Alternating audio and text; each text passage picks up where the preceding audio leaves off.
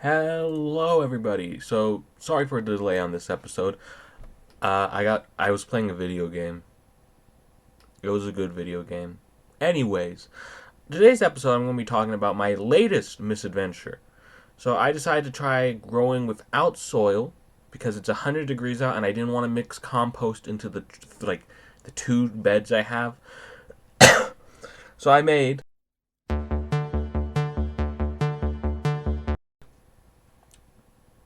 So what do I mean by this? Well, let me show you. I put together this. I know it looks like a hunk of garbage, but I'll explain what this is. This is a deep water hydroponic setup. There's a lot more professional setups of these, but I was trying to keep costs down for this. In total, I spent about 60, 80 bucks. Uh, yeah, no way.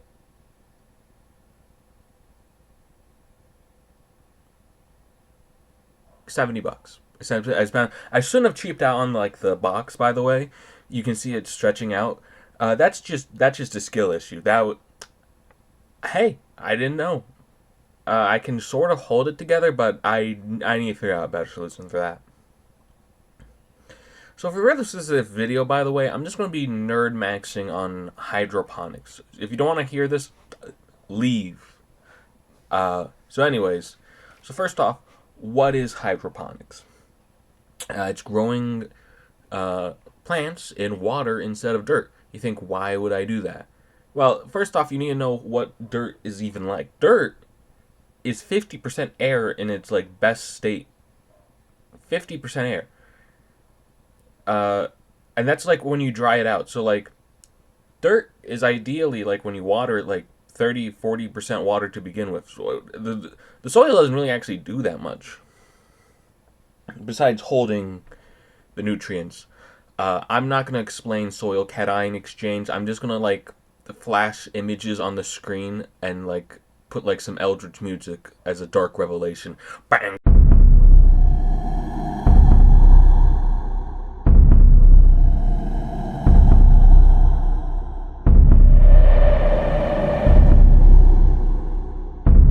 Bang bang.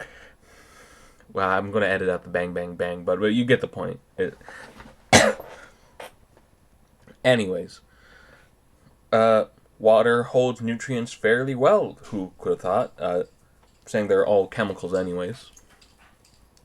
There's a couple of like quirks with this system. It works better for growing a lot of things. Some things work horrible for it though. I'm trying watermelons because I remember these guys guzzling water when I tried growing them before. Uh, well, I'm just gonna have to re-record that segment. Yeah, so anyways, I've tried growing watermelons before, and I thought, man, these things guzzle water last time I tried growing them. So why not just grow them in water so they'd have, like, all the water they could need? That's what I'm trying to grow in those things. It's not the best system I've set up, but I could have probably done it way better. But, hindsight's 50-50. And I got more than enough fertilizer for it. Though, admittedly, I bought the wrong kind of fertilizer. Uh, I bought a urea-based fertilizer, a urea ammonia. I'm just going to flash those on screen. The problem is, plants don't technically eat ammonia. They eat nitrate, which is NO3. Nitric acid, potassium nitrate, sodium nitrate. I wouldn't recommend sodium nitrate. You could do it, though. But they generally don't eat that much nitrate. Well, they only eat nitrate. The reason why people use ammonia is, first off, it's cheap as hell, and you can just sort of feed it to plants. Well, you can feed it in the soil, and the soil microbes in the soil break down the ammonia into nitrate. Bingo, bango, boongo. So, with me using urea and ammonia, I had to introduce microbes into the system to... I'm gonna go see what my dog's doing. Okay, be right back. Hello, I'm back. Yeah, let me... Fun fact, I have a script for all of these. I ran out of script for this. Yes, I was talking about how microbes were important for soil, well, water health, because I bought the wrong type of fertilizer. Skill issue, skill issue. Not that important, but from here, I had to make a couple design considerations. You typically don't have to have a bubbler in this. I'm going to show you guys some footage. Like, here's me setting up this whole thing. So this is the most ghetto hydroponics you'll ever see.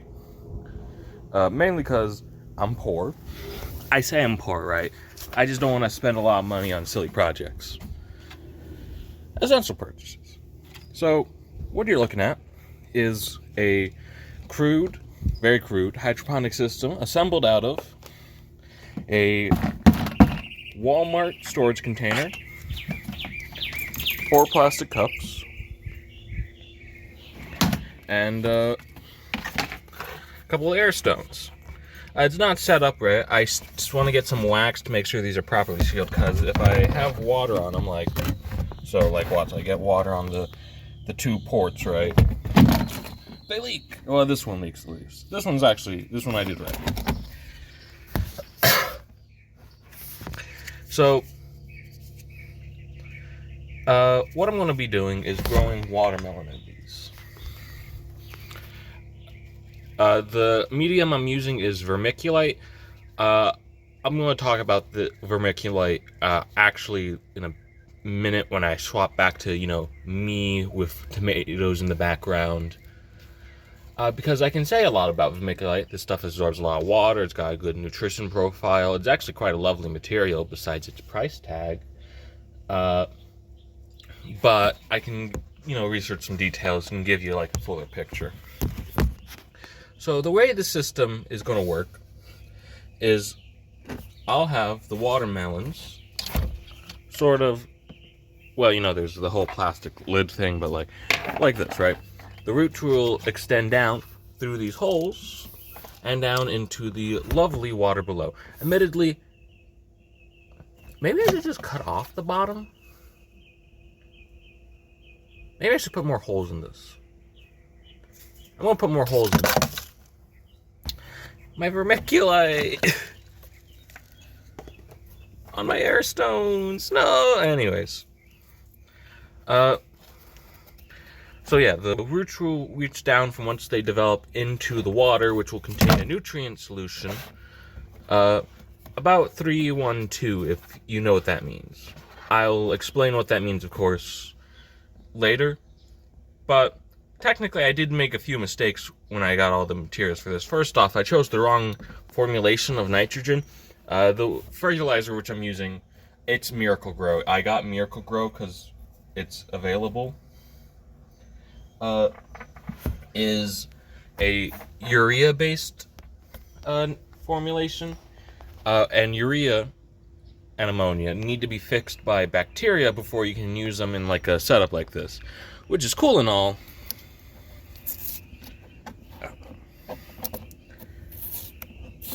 But ideally, this wouldn't have any bacteria. Luckily, I'm a scientist and made the most ungodly concoction up there to introduce some bacteria into this. That's what the air stones are for too.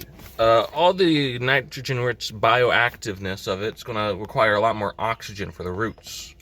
So, I got 2 small air stones. Admittedly, there would be a lot higher flow rate on the device I got for this, but Petco did not have a high flow rate air pump. I saw one on Amazon for like $50. I might pick that up. But right now, this would be good for what I needed to do.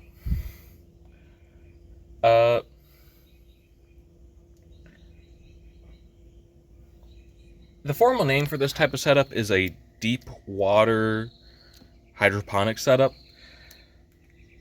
There's no flowing water. It's all stagnant, which is admittedly one of the issues with it. It's also incredibly simple to set up. From the fact that I was able to set this up in a, $12 container.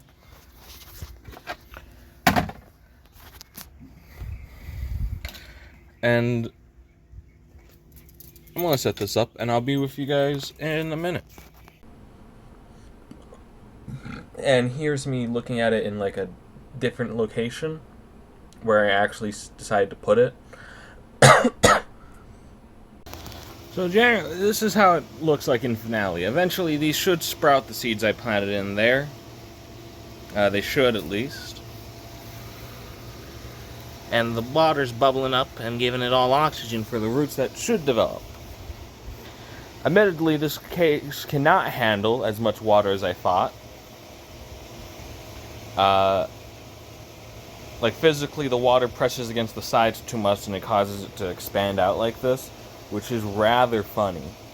I can't fix that, so that's just going to be how it is.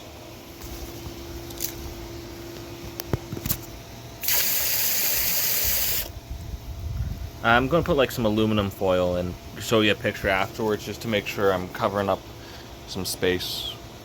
I don't want as much water exposed because that means wasted water. Exposed means evaporating. Evaporating is bad. Fun fact, this whole setup is only taking like 2.5 watts, which works out to about $2 per month to run this thing. If I had a cheaper price of power, this would be basically nothing to run. Also, I'm technically using an underpowered air pump for this, but we all make sacrifices. We all make sacrifices. So let me talk about those things that in the video that I said I would.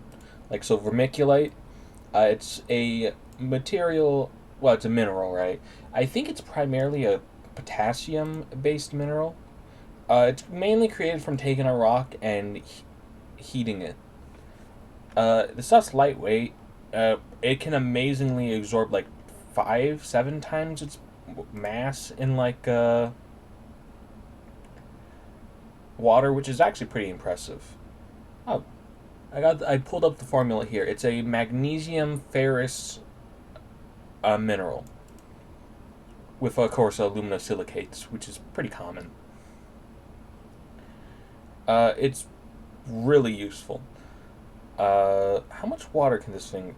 I have the fact sheet I'm pulling it up.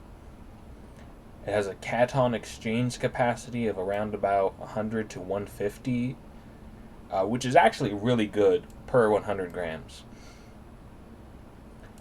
To give you reference, regular clay soil is around about that. So this thing can really hold on to nutrients well. The stuff's great, though. It's pretty expensive. I'm going to flash a picture of the price tag, also edit down that section a little bit. And 3, 2, 1. What did I mean by that? What I mean by that is the fertilizer numbers. I'm going to show you the fertilizer number, and I'm going to have it labeled to explain what that actually means. It's just talking about the percentage of fertilizer it has, like per mass, right? 3% nitrogen, 2% potassium, and 1% phosphorus. Though that actually isn't what I have. It's 312.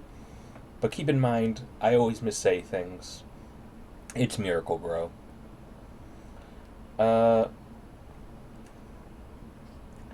Ideally, I want to... Maybe I should make an episode on fertilizers, talking about which fertilizers are good and bad. I mean, I do need to fix up some of the plots, so it might be fun. I mean, I really expended the narrative potential of this episode. So yeah. Bye bye bye.